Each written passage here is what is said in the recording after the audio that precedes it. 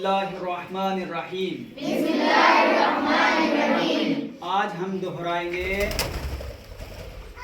हुरूफ यानी मखारिज हुरूफ। उलमाए तजवीद ने 29 हुरूफ तहज्जी के लिए जो मखारिज बयान किया है उनकी तादाद कितनी है? 27। उन्हें कितने मकामात से अदा किया जाता है? 5। नंबर 1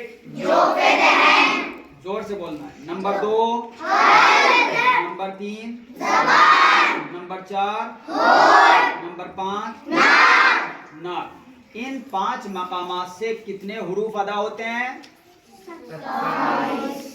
जोर से बताओ। 27 हुरूफ या 29 हुरूफ अदा होते हैं? 27 मखारिज। हुरूफ कितने हैं? 19। फिर नंबर 1 जोफे दहन। जोफे दहन कहाँ होता है? मुंह का दरमियानी हिस्सा। इससे कौन कौन से हुरूफ, इससे कितने हुरूफ अदा होते हैं? 3। कौन कौन से? अलिफ, वाव, या। ये का अलिफ की मिसाल जैसे जवादुन, और वाव की मिसाल जैसे गफूरुन, या की मिसाल जैसे करीमुन। ये थे जोफे दहन कि जिससे 3 हुरूफ अदा होते हैं, अलिफ, वाव, या। Number 2 Hulk. हल्क के कितने हिस्से हैं? 3। कितने? 3। नंबर 1 इब्तिदाई हिस्सा, नंबर 2 दरमियानी हिस्सा, नंबर 3 आखिरी हिस्सा। हल्क के इब्तिदाई हिस्से से कौन कौन से हुरूफ अदा होते हैं? खा की मिसाल जैसे खबीरुन, गैन की मिसाल जैसे गरीबुन। दरमियानी हिस्से से कौन कौन से हुरूफ अदा होते हैं? हा की मिसाल जैसे हमीमुन, ऐन की मिसाल जैसे अलीमुन। आखिरी हिस्से से कौन कौन से हुरूफ अदा होते हैं? हा की मिसाल जैसे हमीमुन, और हमजे की मिसाल जैसे अलीमुन। अब चलते हैं होंठ की जानिब। होंठ से कितने हुरूफ अदा होते हैं? 4। हुरूफ की अदायगी के लिहाज से उसकी 2 किस्में हैं। निचले होंठ का ये 2 किस्में हैं। नंबर 1 निचले और अगले ऊपरी दांतों का किनारा, इनके मिलाने से फा की आवाज पैदा होती है। नंबर 2 दोनों होठों का दरमियानी हिस्सा, इनके मिलाने से वा, मीम, वाव की आवाज पैदा होती है। वाव की आवाज होठों को सपोड़कर निकलती है। एक साथ बताओ। और बा और मीम होठों को मिलाने से अदा होते हैं। तो कुल मिला के होंठ से कितने हुरूफ अदा होते हैं? 4। कौन कौन से? मीम, वाव। तीसरे नंबर पे हम चलते हैं नाक की जानिब। नाक से कौन कौन से हुरूफ अदा होते हैं? नून साकिन, तनवीन, नून मुशद्दद, मीम मुशद्दद। नून साकिन और तनवीन ये किस शर्त के साथ अदा होते हैं? शर्त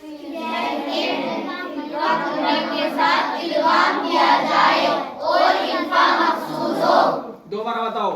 शर्त ये है कि इनका के साथ इल्गाम किया जाए और इनका मखसूस हो। तो होंठ और नाक भी हो गया। अब क्या रह गया? जबान। जबान से कितने हुरूफ अदा होते हैं? 18। इसके कितने हिस्से हैं? 10। Number 1 of. ऑफ कहाँ से अदा होता है? आखिरी ज़बान और इसके मुकाबिल कानों का हिस्सा, इनके मिलाने से ऑफ की आवाज पैदा होती है। नंबर 2 के मखरज से जरा आगे का हिस्सा और इसके मुकाबिल का तालु, इनके मिलाने से काफ की आवाज पैदा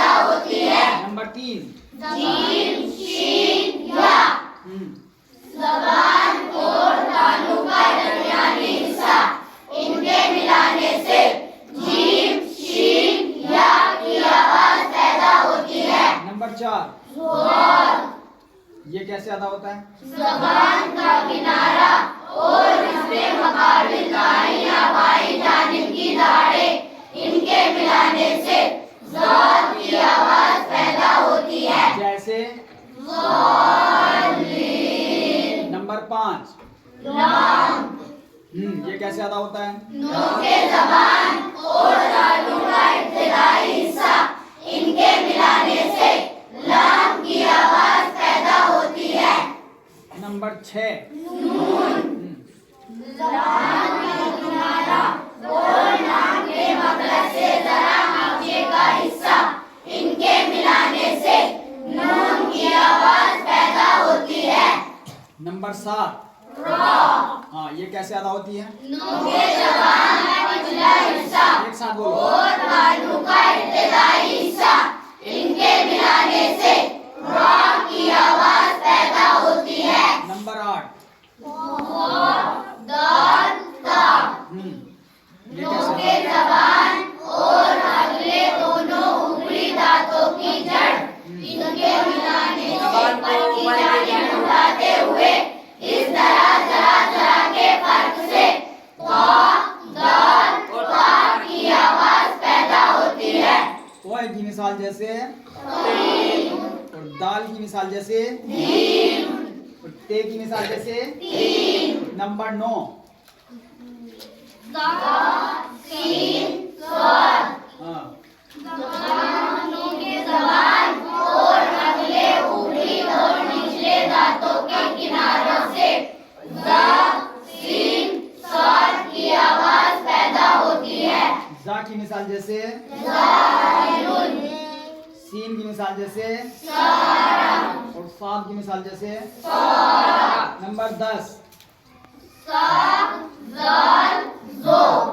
ये कैसे अदा होते हैं? नोके जबान और अगले दोनों ऊपरी दांतों के किनारों से ज़ा, सीन, ज़ो की आवाज पैदा होती है। क्या बता रहे हो? दोबारा बताओ एक साथ। जबान की नोक और अगले ऊपरी दोनों दांतों के किनारों से सा, ज़ाल, ज़ो की आवाज पैदा होती है। सा की मिसाल जैसे, जाल की मिसाल जैसे, जोए की मिसाल जैसे।